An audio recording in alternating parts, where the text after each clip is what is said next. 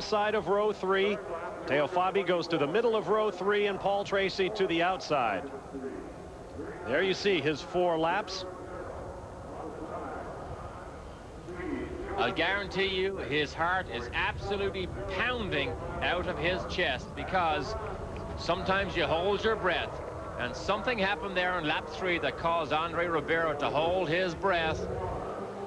Here's the next man to hold his breath, the current track record holder, Roberto Guerrero, who only does the Indianapolis 500 these days, doesn't have a full-time drive. He should take some consolation out of that, though, because the 2 front runners at the moment, Brayton and Luyendyk, are also unemployed racing drivers, so to speak.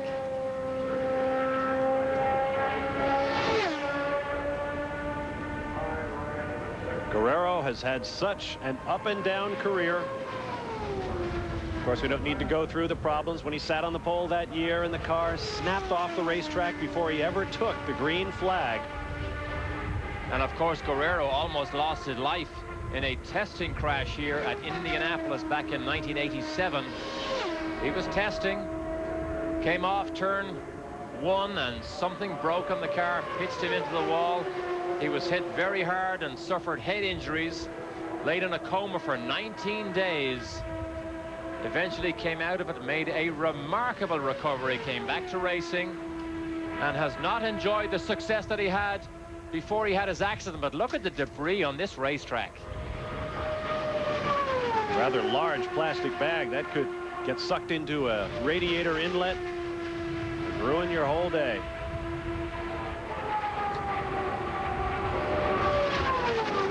Perhaps no driver has spent as many laps at such a great speed as Roberto Guerrero. Might be interesting to compare him with the likes of Rick Mears and some of the other great qualifiers here at Indy. Mears, of course, the all-time pole-winningest driver at Indianapolis Motor Speedway with 6.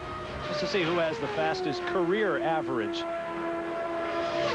Roberto is in a Reynard chassis. Adrian Reynard owns that company, new to IndyCar racing last year, came here with a started off continuing his remarkable record as a car constructor, winning his first race ever in this series, as he did in Formula 3 and Formula 3000. So Adrian Reynard building very fast racing cars again for IndyCar. This is last year's car, a 94 car. The time he set the record, he was in a Lola with a V6 Buick engine run by Kenny Bernstein. First lap, 225.603 miles per hour. That's funny, anywhere else in the world we'd be talking lap times, but here at Indianapolis the only thing that matters is how fast you went. It's all about speed. And what does speed mean? People begin to get a bit blasé here in Indy when they read the newspaper to see 225, 227, 228. If you just consider for a second that an Indy car covers the full length of a football field every single second, if he's just doing a warm-up speed of 200 miles an hour.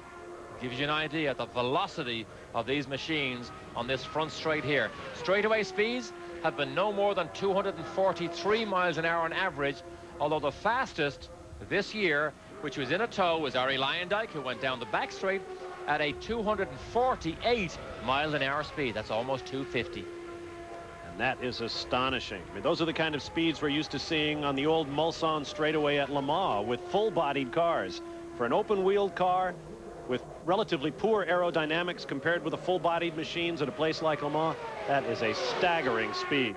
3 laps for Guerrero. He's picking the pace up. 226 for his second lap, and he goes even faster because lap 3 is 227.1. So Guerrero is safely and solidly in this field as long as he completes another 2 miles. Down the back straight, 238 miles an hour this car has done down this back straight. They try to go flat through turn 3. It's very bumpy. They go all the way to the wall. There's a big bump on the turn into turn 4. Then you let it go all the way to the wall. And then you hope for every horse that's behind you to kick and scream and give you all the power you can. His 4th lap, was it faster? Oh, it wasn't. It was a little bit slower, 226.1. But he is absolutely solid and safe in the field at 226.4. inside of row 3, just a tick slower than Andre Ribeiro. Roberto Guerrero is into another Indy 500. Let's learn more about what the drivers think of these conditions. Jan Bikus in the pit lane. Well, one of the guys who's pretty confident that he'll be safely in the field is Robbie Gordon. Robbie, yesterday you're pretty confident you'd have a shot at the pole, but with these temperatures, do you think it's realistic to go for the front? I don't think so. You know, we went out this morning in practice, and we had a hard time running 228 miles an hour, where yesterday we were running 230.6 pretty easy. It's unfortunate because we did have a shot at least a front row spot. Now I think we're looking at second or third row. So is it you just now being consistent? Is it going to be hard for you to get up to a speed that you'll accept? You know already what you'll take and what you won't? Oh yeah, we'll take a 225. You know, the most important thing is to get in the show, and hopefully we're up in the front 3 rows and we'll concentrate on the race. I just talked to your engineer, and he says actually in these conditions you have to add wing to it. Have you guys run in these kind of temperatures to know how much to add to it? Yeah, we did. The biggest thing right now is there's a lot of wind. Last week or early in the week we ran a 229 at 83 degrees, and that's about what it is right now, so maybe we can. Well, we'll certainly look for you. You probably stand on and try for the pole just for the heck of it, huh? We're going to give it what we can, but I know there's not a 231 in the car. Thanks. When Robbie Gordon talks about standing on it, he knows whereof he speaks. Now here is a guy who will be fun to watch, Raul Boesel, one of the better oval track qualifiers in IndyCar. Quite spectacular, particularly on oval tracks. Another graduate from the Formula One ranks. Now lives in Miami. Mercedes-Benz engine, teammate now to Bobby Rahal. Familiar color scheme. This was a color scheme carried by the Dick Simon cars last year, and Boesel then moved to Bobby Rahal. 230 miles an hour, just above that, has been his fastest time of the week so far. So I was curious to see or to hear Robbie Gordon say they take over 225. Obviously, they think anything above 225 is absolutely safe and sound in this field. I can only imagine that Boesel in this condition or in these conditions must be thinking the same thing. Anything above 225 or 226 they'll take. Well, the outside of row 3 is is Teo Fabi at 225.911. So that would put you on row 3. Oh, Boesel is in trouble here, boys. Raul Boesel is in trouble. His first lap speed, 223.342. That is too close to the danger zone. I don't think, unless Boesel picks this up dramatically, I can't see them taking the risk of accepting that low speed. Former world sports car champion. Lap 2. Another 223. In fact, a 1/10 of a mile an hour slower than his first lap. Gary Gerald in the pit lane.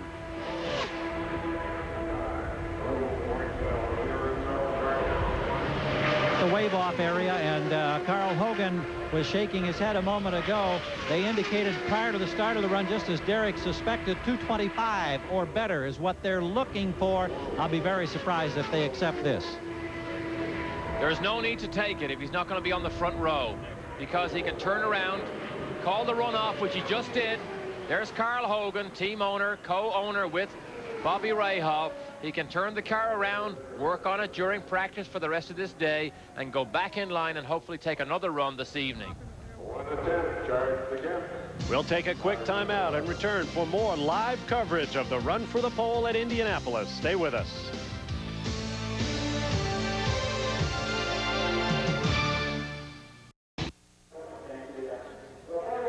Back at Indianapolis Motor Speedway, day 2 of qualifying, actually the completion of day 1 as pole qualifying continues, and we're here after with a driver, a rookie driver who qualified at Andre Ribeiro. Outstanding effort, 226.495, your 4-lap average. Thank you very much. I think the team, they made a fantastic job. Yesterday we had a problem. I hit the wall with the T car, and today they made a big improvement on the main car, and it's just great. Let me ask you, lap 3, you slowed down about 3 miles an hour. What happened?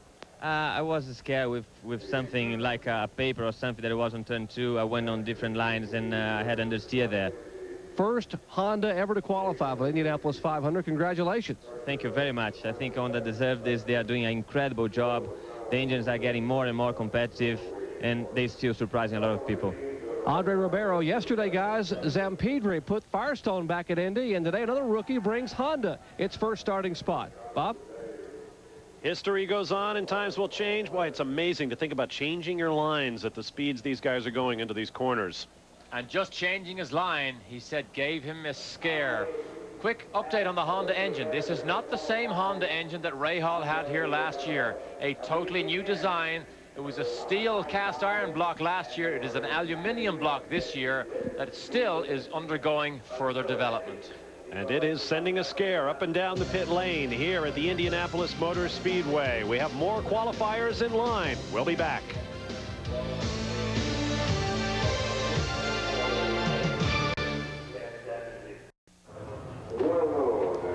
Back live at the Indianapolis Motor Speedway. Yesterday, that umbrella over Raul Boesel's cockpit would have been to keep the rain out. Today, it's to keep the sunshine out as the temperature climbs up towards 80 degrees and the track temperature toward 120.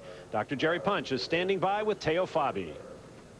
Teo Fabi, 225.9, the average for 4 laps. I know you probably had to hope for a little more. For sure, but the conditions today are not very good for high speed. It's too hot, and we never tested on this condition. Unfortunately, this is the hottest day of the month. Now, you're going to be in the field. That shouldn't be a question, but I know you would like to have been able to go yesterday. Yeah, I think we had the car which was good enough for the front row, but we have to settle for what we got. Former pole sitter Teo Fabi. Well, I said he was taciturn. I once took a long automobile ride with Teo. Took about an hour. I don't think he said a word the whole way unless asked. But a great racing driver. 14 cars officially qualified. We should reiterate the idea is to qualify 33 cars, fill up the field by speed by day, and then start the bumping process. Perhaps the third most important day after the race and pole qualifying is bump day. We'll take another quick timeout and return for more live from Indianapolis.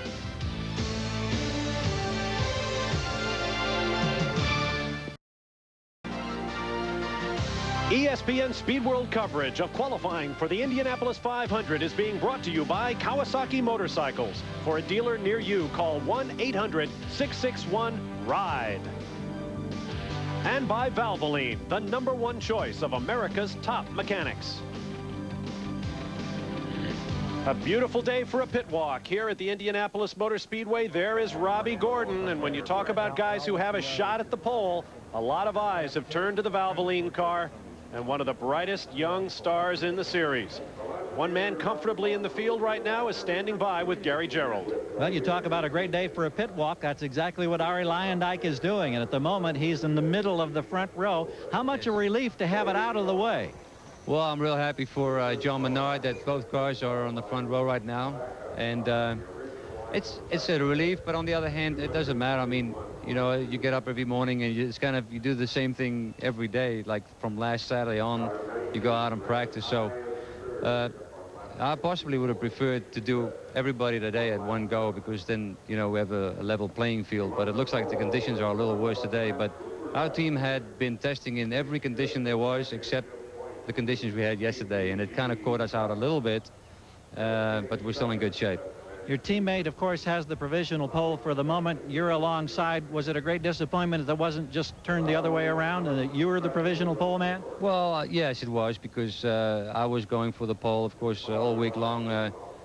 We've been setting new records, and Friday evening when I did a 4-lap run of 234.5 average, I knew then I had a real good shot at it, and it was a little bit of a disappointment, but I couldn't get it, and I was real happy for Scott because he has put a lot of work into this Menard V6 program.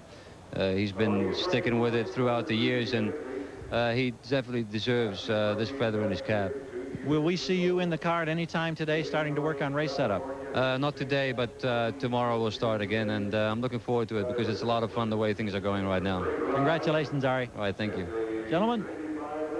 That must be a great feeling, being in the middle of the front row. Now there is Robbie Gordon with the elaborate aerodynamic profile to the helmet. And he should be a very interesting qualifier. Here's a look at the rows as they stand right now. And keep in mind, once again, this is all provisional. Scott Brayton, Ari Luyendyk, and Michael Andretti across the front row, all in Lolas. Menards for the first two cars, and a Ford for Andretti. Then Mauricio Gugelmin of Brazil, Stan Fox, they call the small warrior, USAC regular, Andre Ribeiro, the rookie, on the outside of row 2. On row 3, Roberto Guerrero, former pole sitter for the 500-mile race, Eddie Cheever in A.J. Foyt's primary car, and Teo Fabi, whom we heard from just a few moments ago. Row 4, Paul Tracy of Canada, Alessandro Zampedri in a Firestone shod car, and Brian Herta driving for Chip Ganassi and Joe Montana. Danny Sullivan will be inside row 5 at the moment. Gilles de Ferran in the middle of that row. And make no mistake about it, those last 2 or 3 rows will change. There will be a big juggling match going on. And this man here has the potential to possibly knock Michael Andretti off that front row if these warmer temperatures do not upset that car too much. Robbie Gordon, Brash Gordon, call him anything you want, Mr. Excitement. He is absolutely spectacular on wheels.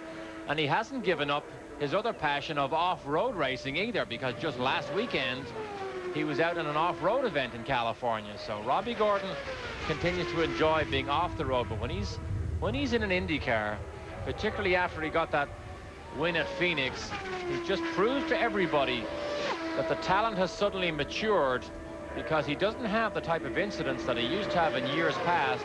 And now there's a discipline and a maturity coming about his style that is well matched to his absolute raw talent and ability.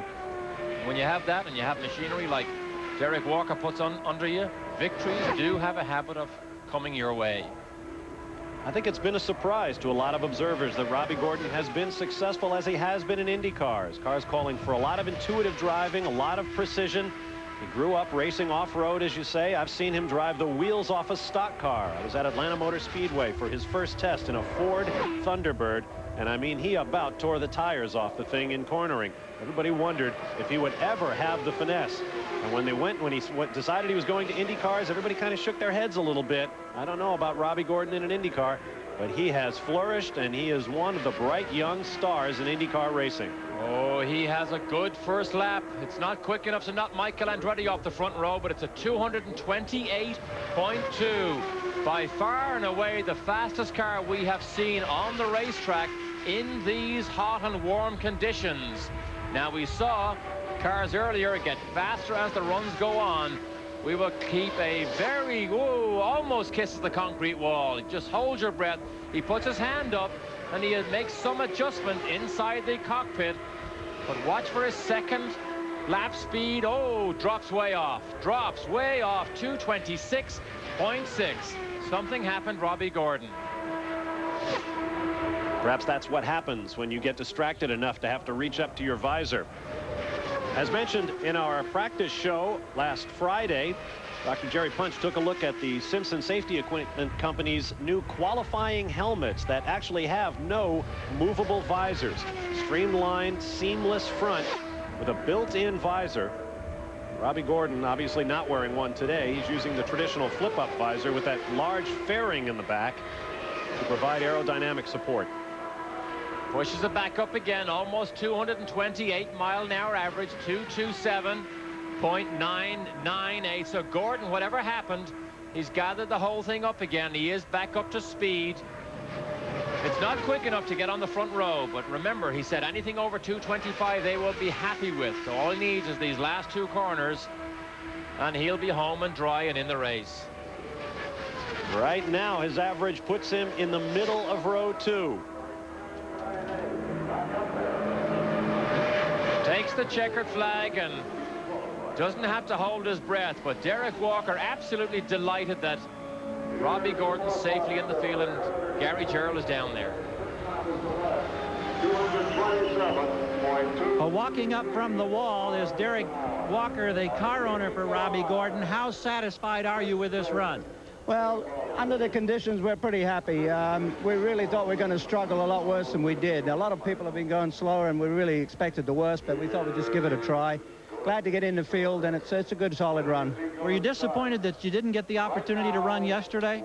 Well, in hindsight, yes, because the temperature was obviously much better yesterday than it is today. But, you know, we're in the show. The car's been really consistent. Robbie and the guys have done a great job, so we're happy to get in and get on with it. So now you concentrate on getting Christian Fittipaldi in the show. He's right up next, so we'll give him a try. Thanks, Derek. Thank you. Middle of row 2 for Robbie Gordon. I'd say that's a solid qualifying effort. Yes, indeed. And he pulls down and goes to the ceremonial photographic session where the team and driver and car and sponsor and everybody else that wants their picture get into the limelight. The official photograph is taken, and that's the one that gets sold and gets bought by a lot of people. This is Christian Fittipaldi, nephew of Emerson, son of Wilson. Another second-generation driver with racing blood in his veins, a graduate of the Formula One ranks.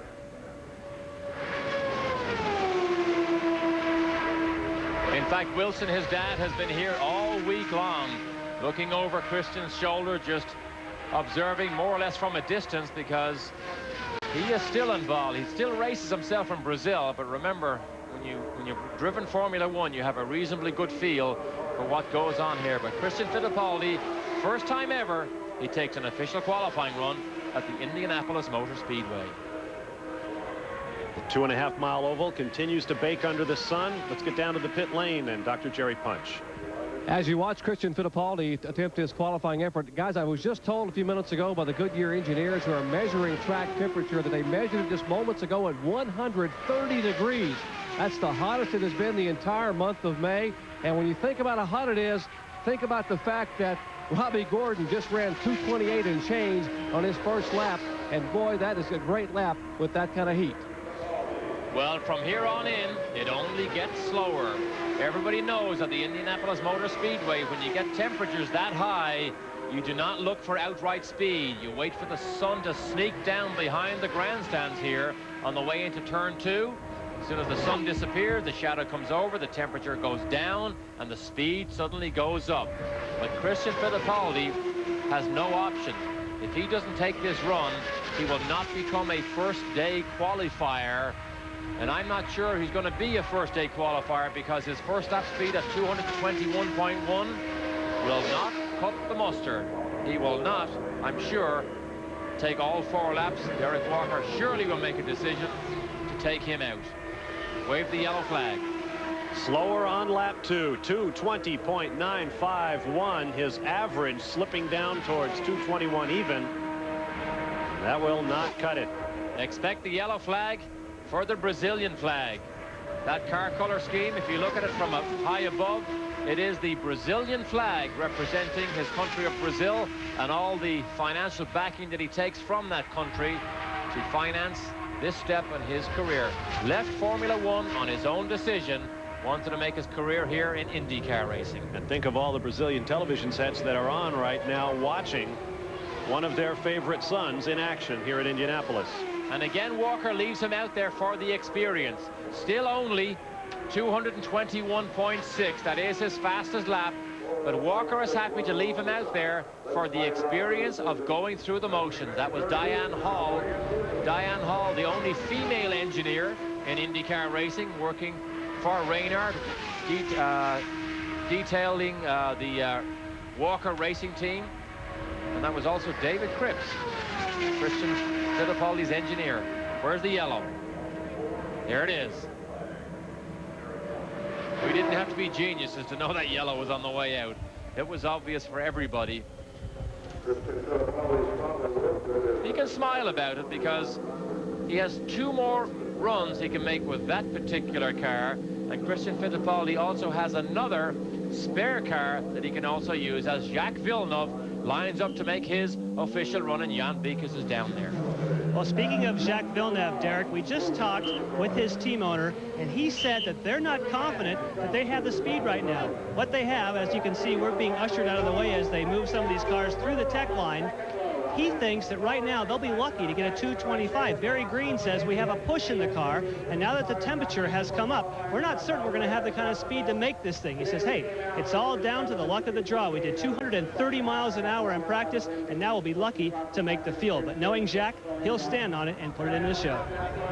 No question, Jacques Villeneuve will stand on it. His best lap to date, 230.556 miles per hour.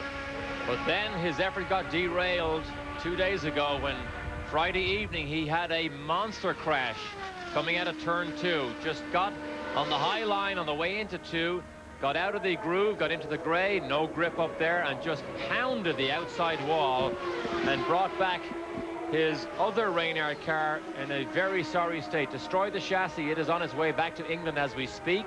A new car is being built up, so Villeneuve is down to 1 car. I can't imagine, though, this team not having enough speed to be safely in the race. They are too good and too deep in engineering talent, and this car, quite frankly, is too good for them not to be very safely in this field. And after the performance that Villeneuve turned in last year, running second in the 500-mile race, you see the car shimmying just a little bit. There is a big bump in the middle of that north short chute, as they call it, the stretch between turns 3 and 4. Down into turn 1 for the first official lap. You can take 2 or 3 warm-up laps here. You tell the starter how many you want. Just about everybody today has been taking 2 to try and catch these new tires at their absolute perfect optimum heat range to get the most grip you can from them. Another big hop. Wing waggles just a little bit. Remember, he already knows.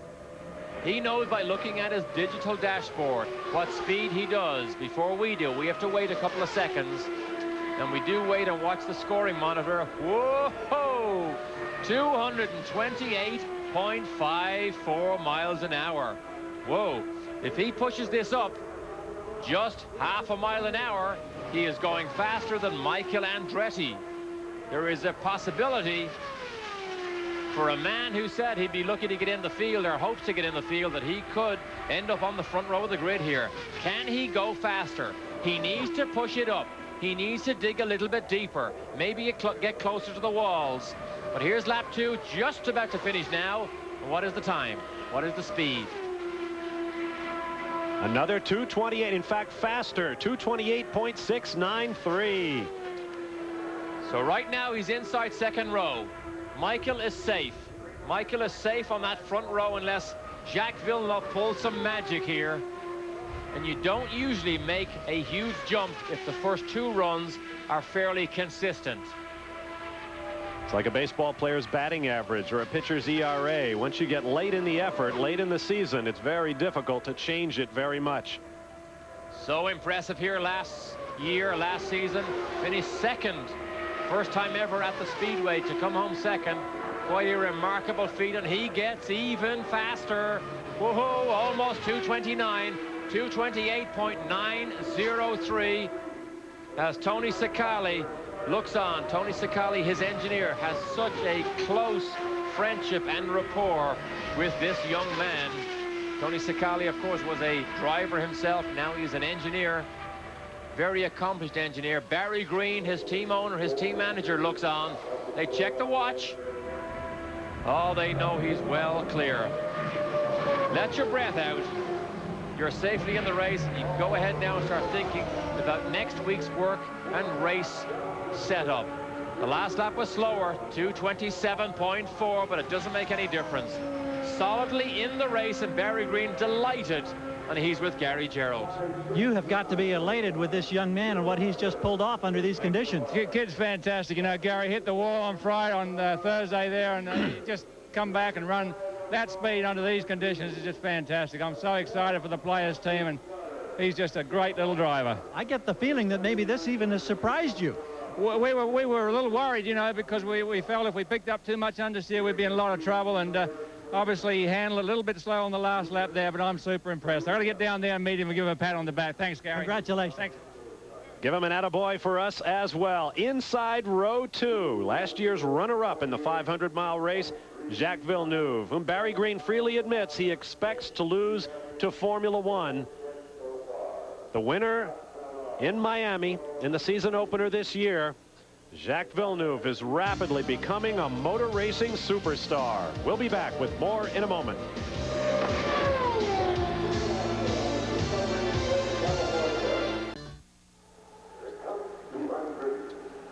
Back live at the Indianapolis Motor Speedway with a big crowd on hand for continuing pole day qualifying. A number of cars have pulled out. Jimmy Vasser from Discovery Bay, California, driving for Chip Ganassi and Joe Montana. Yes, that Joe Montana.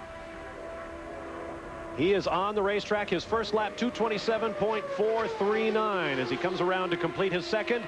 There you see why Jimmy Vasser is on the track. Some of the Penske cars have pulled out of line. In fact, a lot of drivers pulled out of line. Hiro Matsushita, one of Dick Simon's cars, pulled out. Fittipaldi pulled out. Marco Greco pulled out. Danny Sullivan had a spare car that he pulled out of line because he was qualified yesterday. Matsushita pulled out. Jeff Ward pulled out. Frank Freon pulled out. Bobby Rahal pulled his spare car out, his 9T car. And Al Unser Jr., which you saw him there pull out.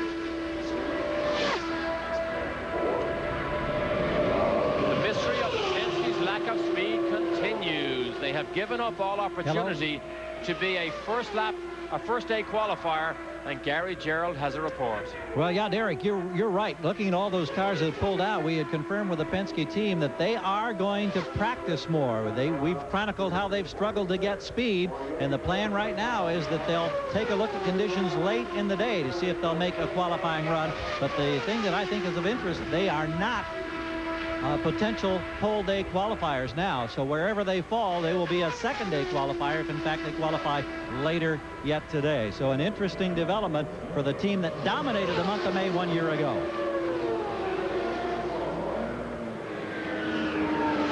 And they waved it off. They didn't like what they saw. That's Chip Ganassi jumped into the front of the golf cart. So Jimmy Faster, as my 3-year-old son Connor knows him as, Jimmy Faster, pulls off. It looked pretty good to me. I mean, it was averaging 227.3, so I don't understand what happened there. 227.350.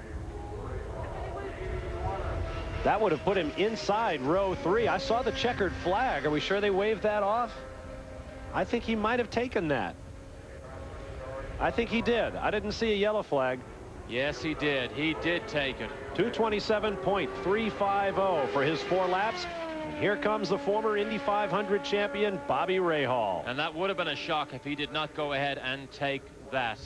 But they're happy with it. It's solidly in the field. Joe Montana was here to watch the proceedings yesterday and also on Friday. He's not here today. He has some promotional activities to go to. But Bobby Rahal is now out, and he's in position 7. Solidly in the field for Jimmy Faster. Bobby Rahal, now having pulled his T car out of line, takes out his favorite car, his race car.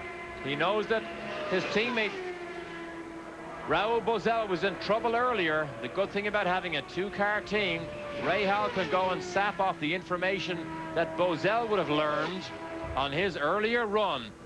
But I'll tell you what, he looked awful high coming off turn 2 there, right out of the black groove and almost into the gray. While we watch Bobby Rahal, let me ask you a question about the Penske team. They put an awful lot of emphasis on pole position. What's it likely to be doing to their team effort in this month of May to be this far out and the pole simply not an issue? Well, I wouldn't want to use a word embarrassment, but it almost must be an embarrassment for somebody like Roger, who makes the type of financial investment in his team that he does and brings the type of commercial backing that he does to that particular team, that he is not even in contention, not only for the pole, not even in contention for the first 2 or 3 rows of this grid. I mean, Roger's had his fair share of success here, but I think his troubles here and his strife here this week only goes to show you just how difficult IndyCar racing has become. The depth of talent and the depth of engineering ability and these teams that they're now showing just shows you the change in IndyCar racing. But Carl Hogan does not look too pleased as Bobby Rahal only manages a slow 224.5 miles an hour. That's the danger zone. That is beginning to get into the risk factor. And I don't know whether Rahal will help with the decision or not, because we saw Carl Hogan get on the radio. He talks to Rahal. If this lap is not considerably faster, they may just leave him out for lap 3 to get some valuable information on setup. But this looks like the danger zone for Rahal. In fact, he goes even slower. So the man who struggled mightily to try and get the Honda into the field last year, now there's a genuine draft beginning to blow down through the walls of his garage area, because this is not fast enough. Ouch. Genuine draft. Bobby Rahal has certainly seen his share of troubles here at the Indianapolis Motor Speedway in recent years, failing to qualify altogether 2 years ago, having to lease a couple of Roger Penske's cars to get into the race last year. So this is lap 3. Right after this, the decision gets made. Let's have a look at the speed. Don't the average again. 224.3. Easily the slowest. If he were to take it, among the qualified cars, we have 5 full rows and 2 cars on row 6. Not where Bobby Rahal, as a former champion, intends to start his next Indianapolis 500. He can wave it off and take 2 more attempts. He can go to his backup car that he also ran very well and very fast this year. We're going to watch for Carl Hogan. Yellow flag. Almost no option. Why take the risk?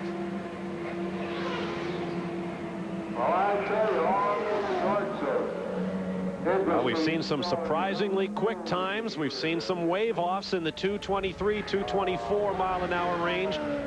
Let's hear what one of the hot guys is willing to accept. Here's Jan Bikas. Well, Jerry Punch had a chance to talk with Scott Goodyear earlier, but now you've been able to see what some of these other guys can run. With your teammate running that quick, do you still think you have a legitimate chance up there at the front? Well, I think the overall speeds are down. We just saw Rahal pass on a 224. Encouraged to see Robbie Gordon run a 227, 228 area. It's hotter. I think the speeds are a little slower. We did some changes in our car this morning, and we put them on Andre's before he qualified. It helped him, bumped him from 221 to 226. We hope that maybe we can find 3 or 4 miles an hour too. Yeah, so if those changes are there, you may actually have the opportunity to take a front row spot here. You could be the last legitimate pole contender here. Well, we took the changes we learned, put them on Andre's, and he liked it. And we ran 26 this morning. We've gone a little bit further, and hopefully we find a couple more miles per hour. Okay, let's get down to Jerry Punch. Thank you. And Jacques Villeneuve has climbed out of the car. And Jacques, outstanding effort in qualifying. I know you would like to have run quicker, but considering the heat, 228.397, quickest of the day and 4th quickest overall. Well, we're very happy with that lap time in the heat. We didn't think we could run as fast in the heat. The track is pretty slippery today, but you know, the team made a great effort during the whole month so far on working the car. Actually, it's the same people as last year, and last year we had a terrific car, and this year the car is still incredible. And it's actually even fast in the heat. You're very modest, giving the crew all the credit, but your comeback from an incident earlier in the week with the other car, that took quite a bit of courage to go out there and push the button, knowing you might have a bit of an understeer. Well, we crashed 2 days ago, went straight in the wall, and I didn't want to have any understeer today. And actually, the car was almost too well balanced, and in the last 2 laps, the rear was sliding in corner 2, so I lifted a little bit in the last lap just to be safe. What'd you learn last year as a runner-up that you can put to work this year maybe to move up a spot in the 500? Well, we'll work hard on that. It will be very difficult to be in the top 3 anyway. And, of course, we'll try like anybody else to win it. I know that the team makes good calls on strategy during the race, Barry Green, and I know the car is going to be strong as well. So now I'll just have to do my job right. Incredible talent, guys. Jacques Villeneuve, he is 24 years old and already a runner-up in the Indy 500. All right, thank you, Dr. Jerry. Down on the racetrack, Scott Pruett, who has logged by far the most miles on Firestone tires in his Lola Ford Cosworth. First lap, excuse me, Derek, 227.767. And a good lap for the return of the legend here. It's also the return to prominence of Scott Pruett. Such a talent whose career almost got derailed in 1990 with a horrific crash while testing for True Sports, run by Steve Horn, who runs the Honda team here. But a huge crash that has left Scott Pruett feeling the effects every day. He has metal braces keeping his vertebrae together in his neck and his back, and also a steel rod in his back. Jim McGee looks on a second lap above 227 miles an hour, so the legend continues to return in style. This man is the leader of the IndyCar World Series as we speak. Back in 1990, when I last covered these qualifications for the Indy 500, Scott Pruett was my color commentator, and he had to be wheeled up to our announce position in a wheelchair as he recovered from those injuries you spoke about. But his spirit never flagged, not for a minute did Scott Pruett ever doubt that he would get back into a racing car. Takes the white flag, and his speed is still very consistent. All his laps are above 227 miles an hour. The last one, 227.1. So Scott Pruett absolutely safely in this field. And the consistency these tires have shown is quite remarkable. They're a conservative tire company at the moment. We have never heard of a Firestone tire wearing out. We've never heard of a blister on a Firestone tire.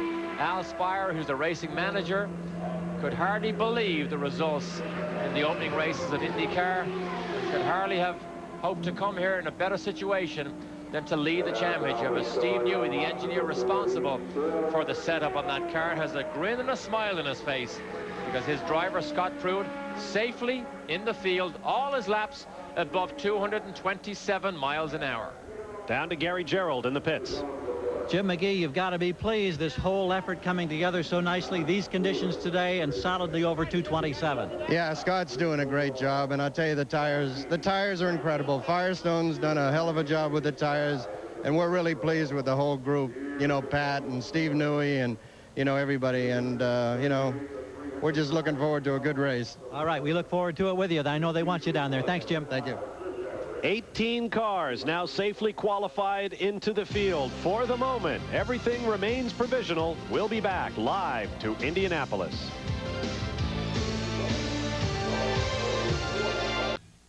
Mention that he's out there first, or go right to Jerry?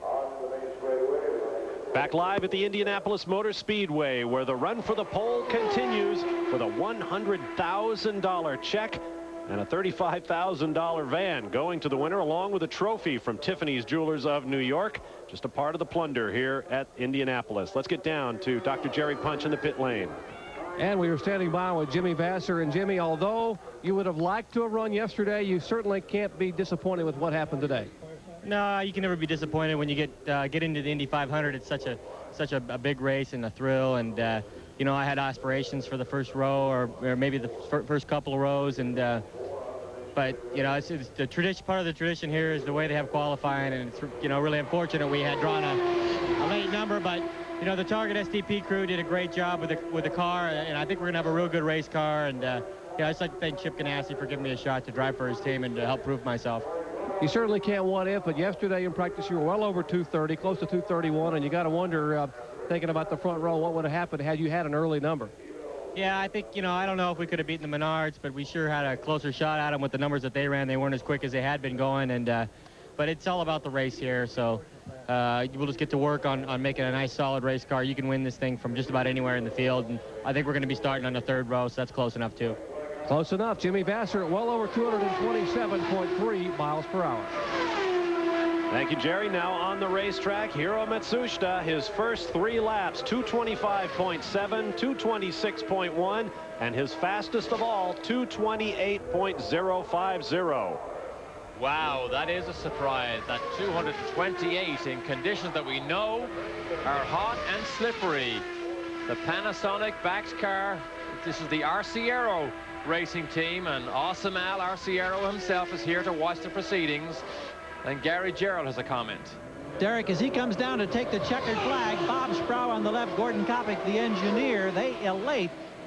Sproul came into this team in the middle of the week. The next day, they jumped 4 miles an hour in speed. He's a man who knows this racetrack well. They've put together a great combination. There's a lot of emotion here, and deservedly so, for what Hiro has just accomplished. No question about it, Gary. He is on the outside of row 3. A spectacular accomplishment for Hiro Matsushita of Japan. And that is impressive. That is impressive. The sheer raw speed that he displayed on lap 3 there is the type of speed that anybody in line right now would love to have. 19 cars qualified. A margin of 6.167 miles an hour separate them. We'll be back.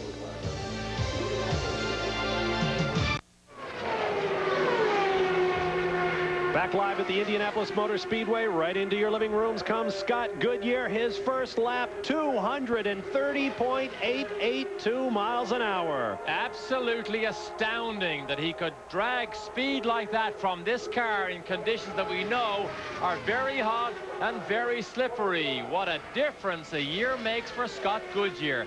What a struggle he had last year trying to qualify at 218 miles an hour when he was scared, and now he runs above. Look how close he goes to the wall. Now he's above 230 miles an hour. Can he take the pole? Can he take it? Tom Carnegie on the PA mic here at the Indianapolis Motor Speedway for the 50th years, telling the crowd he's on it, and Scott Goodyear is. And Scott Goodyear is on his way to the front row of the grid, and Steve Horn can hardly hold his breath long enough. His heartbeat is absolutely pounding out of his chest. The Honda engine, 14,000 plus revs. They won't tell me how much plus means, but it revs more than 14,000 revs here, and Scott Goodyear is spectacular. Well, with all their Formula One experience, even though this engine was put together by American Honda, Honda knows how to make high revving engines. 230.657 miles an hour on his third lap, dropping about 1/10 of a mile an hour with each lap. Right now, 230.7. His average will put him on the outside of the front row. What a run for Tasman Motorsports. LCI Telecommunications have backed this team since its inception. Scott Goodyear only joined this team and came to run with them just a few short weeks ago. What a difference he has made. He was brought in for his experience and his ability, particularly here at Indianapolis, and he takes the checkered flag. And will he be on the front row? Yes, he is. We don't know the time, but we know from Steve Horn's reaction. Oh, he is. He's on the front row of the grid. And Gary Gerald, what is it like down there? Oh, he got away from us. Almost tried to grab a hold of Steve Horn. In his excitement, he didn't even want to talk. I bet he couldn't talk. Oh, he was so nervous before. You could tell a twitch in his voice. He's probably speechless literally right now. Third fastest, and in these conditions, Scott Goodyear has just sent a shockwave down the pit lane. What will that car do when the track is truly fast? Steve Horn, incredibly, has managed to put Honda engines and Firestone tires on the front row of the grid here at Indianapolis.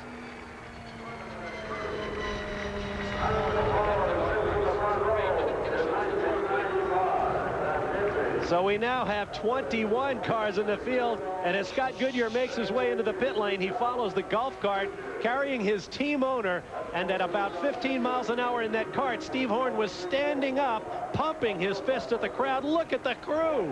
Congratulations, boys. You deserve every accolade that you can take from this. That was an absolutely spectacular run, and Steve Horn and his wife Christine are outside our booth, absolutely in tears, arm in arm together. What a superb run. Now Adrian Fernandez is on the racetrack. Whoa, what an act to follow.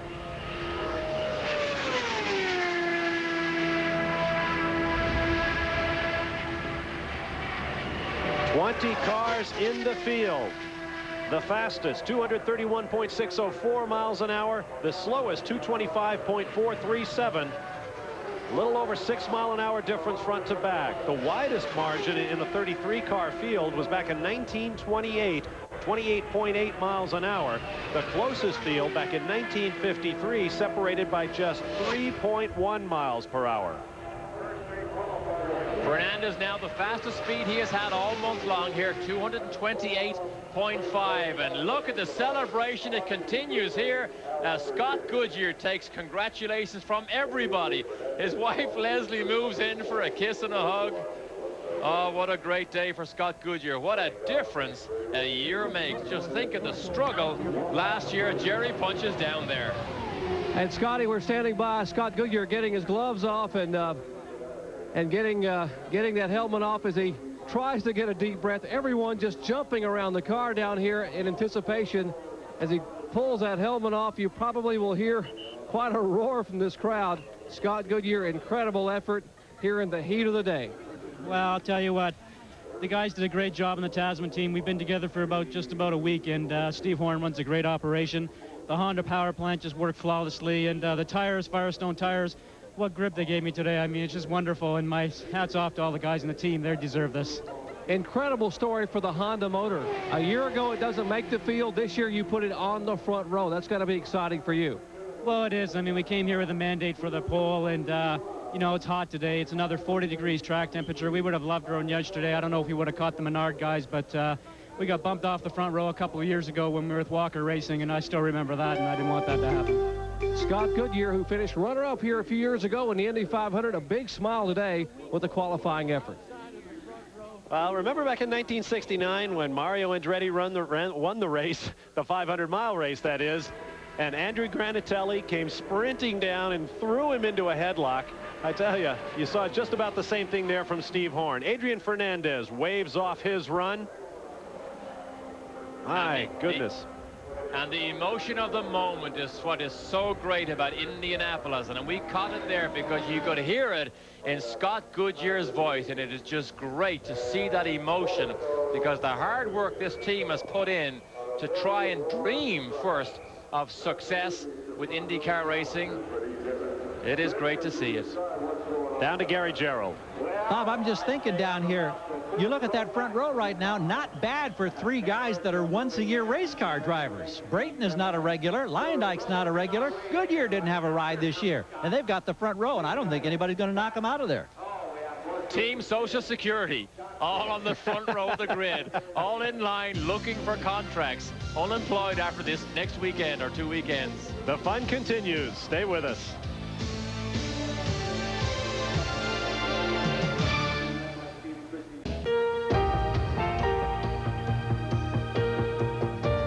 I come from a family that's used to winning championships, lots of them.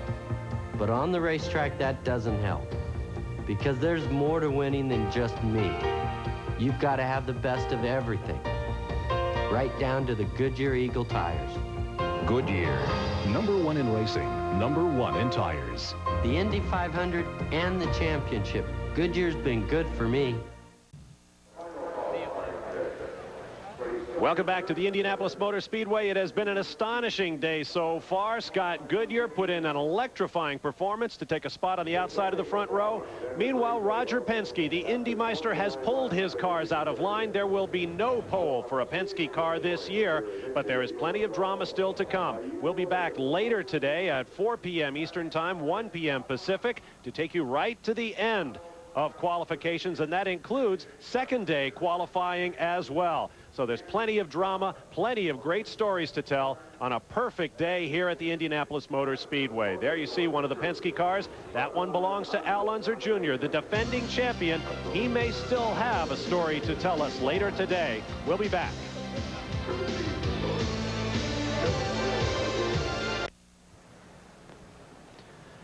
Coming up next here on ESPN, some great golf action as NFL stars of the past and present go up against the Senior PGA Tour players in the Senior PGA Cadillac NFL Golf Classic. Live final round coverage from Upper Montclair Country Club in Clifton, New Jersey, coming your way next on ESPN. Back at the Indianapolis Motor Speedway, we are under a yellow flag. We have completed the run for the pole, and so our front row is now set.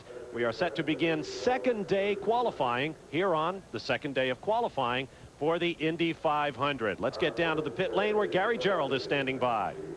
Well, Bob, this very distinctive bubble shape over the engine tells you that this is a Menard. We've got two Menards in the front row, the pole in the middle of the front row already. Here's a new 95 Lola ready to go, and the crew is getting it ready, and the young man who's going to get a chance to drive it is Buddy Lazier. And Buddy, I know you have got to be excited, because never before have you had a chance to set down and get quality time in a quality race car. Well, that's right. You know, I'm very excited. It's a good race car. It's a current, be the first time I've been in a current chassis, so that's obviously exciting.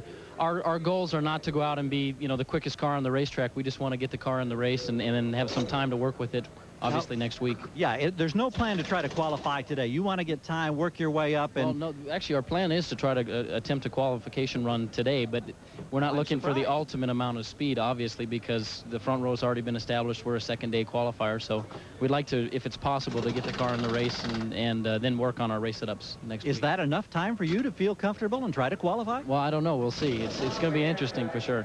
Well, I'm very surprised, but we're anxious for the opportunity for you, and we know it's going to be an interesting afternoon. Thanks so much. Thank you. Gentlemen. All right, thank you, Gary. The top 20 are now set. Pretty soon we'll begin the run for the 21st position in the 33-car field. We'll be back live to the Indianapolis Motor Speedway in just a moment.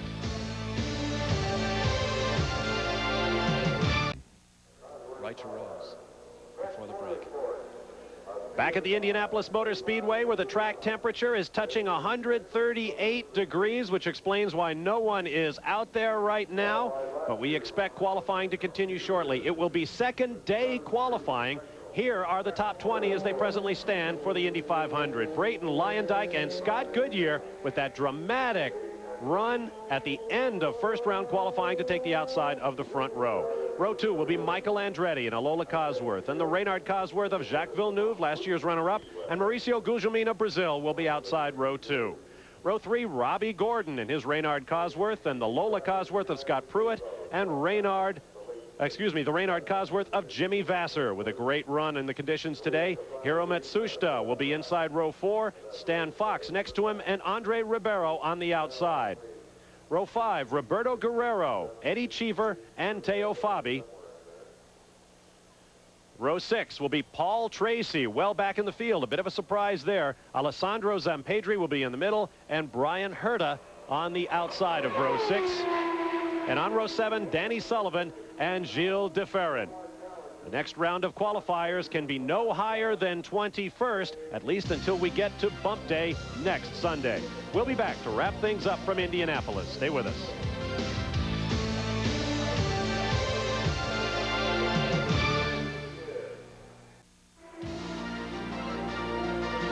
ESPN Speed World coverage of qualifying for the Indianapolis 500 has been brought to you by Texaco Haviland Formula 3 Motor Oil. Add more life to your car. Take it to the star. And by Honda, building quality automobiles in America for the past 12 years.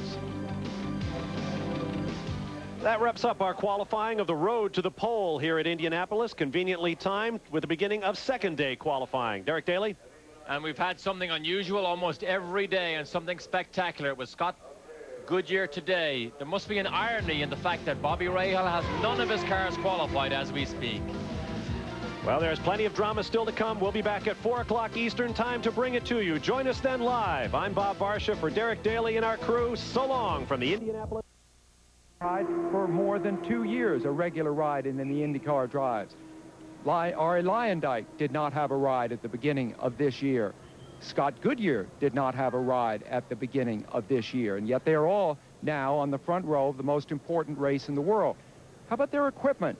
The 2 Menard cars, of course, appear only at Indianapolis. They are not part of the regular IndyCar season. The Honda engine in Scott Goodyear's car has not made an appearance on the front row of any grid in the 2 years that it's been running. It's an interloper. Now you see how fast these men are. The next fastest car in the second row only went 2:29 and change. These desperados separated themselves by over a mile an hour from the rest of the field. And finally, the appearance of Firestone, for 21 years absent from the Speedway, now appearing in the front row of the grid. Will these automotive desperados still be in charge of this town at the end of May 28th? Who knows? But Gary Gerald has some insight into the Menard engine. Gary?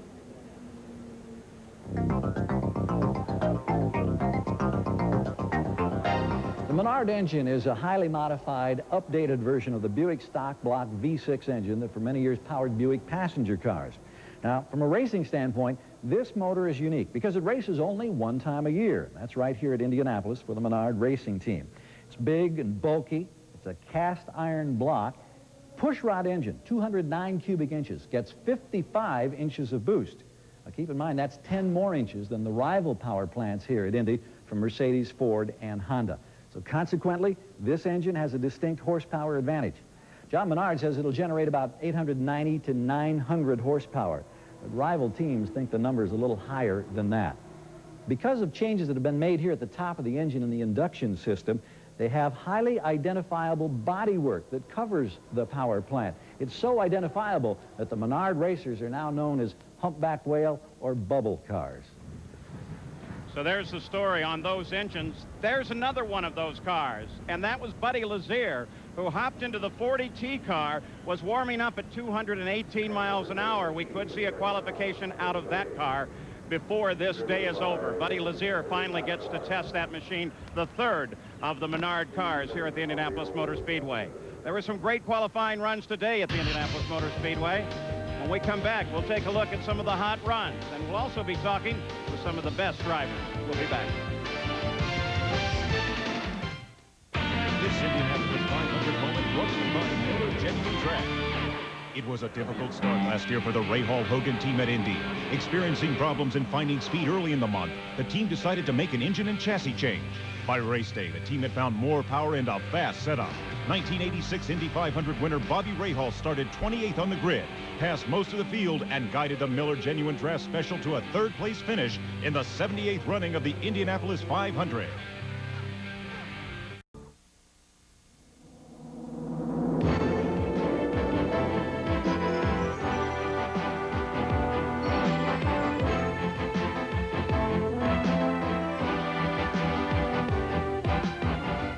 Designated as one of America's national landmarks, the Indianapolis Motor Speedway Museum keeps alive the history of the Indianapolis 500. Come visit with us and find out why the 500 is the greatest spectacle in racing. We're back live at Indianapolis, where they have stopped practice for the moment. The yellow light is on while they check the entire race course to make sure there are no parts or debris. It's part of what makes this place so very special, that it is such a perfectly kept circuit. Now we have some time to touch on a couple of the other stories. Let's go first to Gary Gerald. Paul, let's update that Penske situation. Moments ago, Al Unser Jr. and his team went back to the garage area. Just minutes prior to that, Emerson Fittipaldi and his crew came out onto pit road. We understand that Emerson's crew is doing some experimenting with some rather radical suspension changes on that car. Richard Buck told us that with little Al, they've come out now in the heat of the day, gotten a baseline setup. They've taken it to the garage. They're going to implement another setup now, bring it out and see how it responds under these conditions. Let's go now to Jack Arute. Well, Gary, in the old days, you would have had to wait for the paint to dry for the name of the driver on the side of the car. But when you've got Buick, Menard, V6 power, young Buddy Lazier out of Colorado, you've got 5 laps in this race car, and you told me before you want to go out and qualify today? Well, that's certainly our intention. We'd like to get it in today so that we can focus this week on race setup and give the crew some time to rest. What kind of feedback have you received from the performance of the Menard matched with this chassis? Well, I've received as much feedback as I guess as I could get. It's a very hot day right now, and the conditions are pretty slippery. We'll just have to see what the day holds. I've gotten a lot of good information, and we'll see how it goes.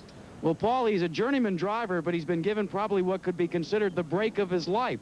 The other 2 cars in this team are already on the front row, and Buddy Lazier would like to take a crack at least the fastest of second-day qualifiers. That perspiration that you see on his cheeks may in fact help tell the story of the change yesterday to today. Today it's nice and clear and bright and crisp and blue skies, but yesterday, the final run of the day, just before the closing gun at 6 o'clock local time, look at the difference for Michael, Bobby. There was a haze down on the track. Yes, and you know what's really neat about that, Paul, is that the drivers at 230 miles an hour, the wall looks to them just like the pavement does. They really can't see any difference hardly between the wall and the pavement, and their depth perception goes to junk. All right, let's take you now to some qualification runs of the day. Robbie Gordon. Everybody was watching this car because of some spectacular practice times and the very real possibility that he could, in fact, make a run for the pole in today's runs. But unfortunately, it was so hot that it became difficult for everybody. He works lap 3 and was averaging 227.4. Yeah, and just look at the groove he's using, Paul. He gets out really close to the wall, cuts down, sometimes running completely down the rumble strip. In fact, you can hear him. Sounds like a loud siren that goes off. And then drifts right out to the outside wall, using every bit of the pavement that he can use. Doing a tremendously good job. So Robbie Gordon averaging 227, not nearly good enough to knock Scott Brayton off the pole at 231. And while the weather yesterday was less pleasant, it certainly made a world of difference to the race cars. The cars far prefer the colder weather. Their one hope for today, Bobby, was that there wasn't that truly thick, almost syrupy air that did have an aerodynamic effect on the car. And you can see that. Robbie gets so close. I just watched his car right there get within probably 3 inches. Now just hold up 3 fingers. That's about 3 inches wide in your hand. That's the difference between him and touching the wall just a bit ago. Bobby, there's actually a cushion of air there as you come out to the wall, is there not? Well, there is, Paul, but they are going so fast that I don't think the drivers would ever feel it, to be honest. So Robbie Gordon made it in, and afterward, Gary Gerald talked with him. That second lap, you really had your hands full. Yeah, you know, we caught a little wind going across into 2, and it's unfortunate because we probably would have averaged a little better than that, and that got me a little nervous for the rest of it, so we just played it cautious and got the car in the show. That was the main thing. What happens to the car when the wind hits it the way it did in that lap? It tries to push the front end out, you know, a little bit. You know, the main thing is that we got in the show. We got a good car for the race. Watch the Valvoline 5 car.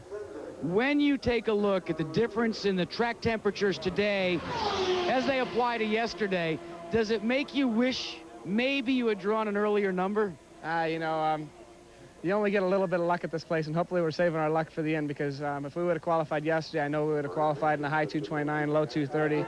And now, you know, now we come out and struggle to do 227s, but we're happy with it, and we're in the show. We'll concentrate all next week on the race and see what we can get for the race. Robbie, what's the biggest thing that you've learned since your rookie year here at Indianapolis? I think patience is the biggest thing. You know, things change so much in the time of the day. You know, just like now, we went quicker in practice than we did now. You know, it changes so much, and you can't get lost here. You just gotta remember to look at what the temperature was and keep track. And you know, a guy that's organized throughout the whole month with what he did has a great shot at winning. Still quiet at the Indianapolis Motor Speedway as we look at the Indy downtown about 6 miles away. We'll return with more of the Indianapolis 500 time trials after this message and a word from our ABC stations. ABC Sports coverage of the Indianapolis 500 time trials continues. We're back live at the Indianapolis Motor Speedway as you look at the Master Control Tower just over the start-finish line here. Last year, Al Unser Jr. won the race with the Mercedes-Benz engine. But Mercedes-Benz is what it says on the side of the engine this year. It's not the same engine in any form or way. And Gary Gerald can get us up to speed on that.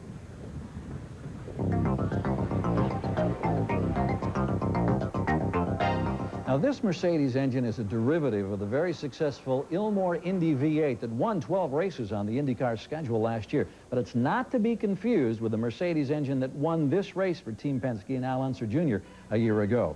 This is a conventional double overhead cam, purpose-built V8. 165 cubic inches, 4 valves per cylinder. It gets 45 inches of boost. Now, contrast those numbers to last year's Mercedes that won this race. It was purpose-built, push rod, 209 cubic inches with 2 valves per cylinder, and it got 55 inches of boost, an additional 10 inches of boost. That engine generated nearly 1,000 horsepower, whereas this engine this year provides the Penske team with about 825 horsepower. Now, if you're wondering, well, why didn't they use the Mercedes of a year ago that won this race again this year? Keep this in mind. To get that additional boost, you have to have a production-based pushrod engine to get the 55 inches. The Mercedes of a year ago was a purpose-built pushrod engine. And after the race, officials said we're going to reduce the boost from 55 to 52 inches. And then nearly 2 months later, they further reduced it to 48 inches. And at that point, the people from Ilmor and Penske just threw up their hands, said we can't be competitive, and they scrapped the program. Now, with the success and the high speeds that the Menard engines are enjoying this month at 55 inches in their pushrod engine, a lot of people are now wondering, is another change in the rules in store after this year's race? So this year's engine is a pure thoroughbred. In front of the Tower Terrace at the Speedway, the Gordon Pipers, who for years and years entertain the crowds at the 500. They march all around the racetrack, and the crowd absolutely adores them. Now let's go to some other runs today. Jacques Villeneuve was one of those that everyone was watching, not necessarily in a run for the pole, but certainly to give a good showing. Remember, he finished second last year, and since then has twice won in his Indy cars. This is a young champion of the future, Bobby. Yes, Paul, and if you'll just watch him, I just challenge everybody to watch this young lad. He's using more racetrack than anybody out of the 20 that I've seen qualifying. Incidentally, out of the top 20, they're about 4 miles an hour faster than last year. So it gives you an idea when you watch Jacques Villeneuve right here exactly what he's doing. So Villeneuve working on the final lap of his qualification run, and everybody was well aware that it was going to put him in one of the first 2 rows, perhaps the front row, but when the run finally was complete, well, not the front row, but good enough for the center of the second. Well, Jack, so far, a terrific run in the heat of the day for you. Yeah, the car was running really strong. We played it really safe with the boost, so because we didn't want to blow the valve. But the car was loose, actually, because we were afraid we would pick up understeer, and we made some work on that. And the car was a little loose, got a little bit sideways on the last 2 laps in turn 2, but, you know, the team did a great job. So the whole month, the car was strong every day, and today we managed to do a good lap in the heat. You took it right down to the rumble strips. You could hear the chirping down through the corners. Well, you know, you try to use as much track as you have, and to have a fast car here, you need the rear to be pretty light, and when you do that, as soon as you turn in, the front just dives into the corner. So young Jack was in the field. You know, Goodyear is a formidable presence here at the Indianapolis Motor Speedway, not only on the track, but also above the track, with the Goodyear blimp Spirit of Akron hovering overhead and providing us with some spectacular aerial views. Now, let's go back and review a bit more of that story of the run of the front row and the Menard engine. Here's Jack Arute. Well, Paul, this group of people that are assembled here make up Team Menard. John Menard is the owner, Larry Curry, the crew chief, the man in the inside, the middle of the front row, Ari Luyendyk and Scott Brayton. And John, first of all, the reasons why you decided to stay with the stock block power plant. Well, you know, a couple years ago we couldn't get in Elmore, and we got a little grumpy about it. So we decided to do our own thing, and we've been working on it. And I guess just pure stubbornness is why we stayed with it. Wants to stay stubborn. You put a lot of laps here, and Ari Luyendyk, you had offers, you had opportunities to go run for a team on the IndyCar circuit this year, but you chose to stick with Menard. Why? Well, I thought we would get a real good shot at the pole and a good shot at doing really well at the race, and I thought to myself it's better to be competitive here rather than be uncompetitive the whole series, because it's quite frustrating when you run week in, week out, and you're uncompetitive. But the team has done a fantastic job. Larry here and the whole crew. Our engineer, Tim Wardrop. It's been a flawless week. Now, Larry Curry, he credited you, but I've got to ask you a question.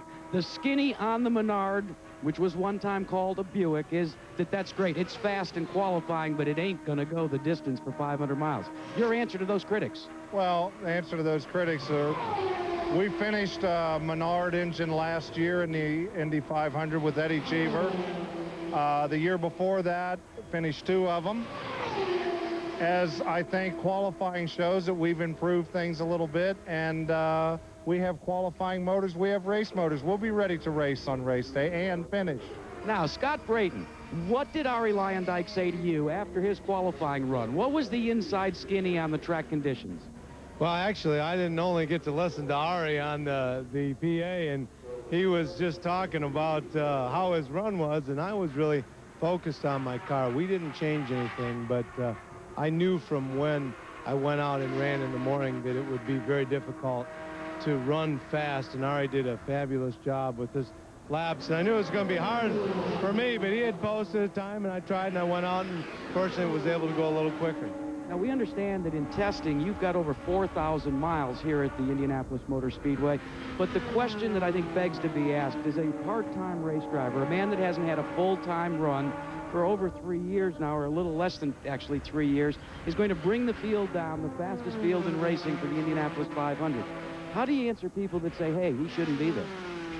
Well, I don't think anybody, first of all, would say I shouldn't be here. And secondly, I ran the full season in '93, and you know, last year I ran this race and I tested more than I've ever raced in '93 last year, and so I spent a tremendous amount of time in the car, and I would tell you that I'll bring down the field perfectly. I'll be very fast on race day, and I'll be very difficult to deal with. Let's go back to Paul. So Scott Brayton, the pole sitter, and there's the trophy that he takes as the pole sitter, along with a bundle of money and a lot of other goodies. Let's get an update on the 4th round of the GTE Byron Nelson Classic. Here's Brent Musburger. Thanks, Paul. We began the day with everybody chasing Ernie Els, who followed up that sensational 61 with a 65 yesterday. Well, Ernie went out and bogeyed the 3rd hole. So right now, we have got 10 players bunched up within 4 shots of that lead. So when you finish, we'll have final round coverage here in Dallas. Thanks, Brent. Here at Indianapolis, the green light is on. They can practice should they so desire, but with the heat of the day, not much practice happening. We'll be back right after this.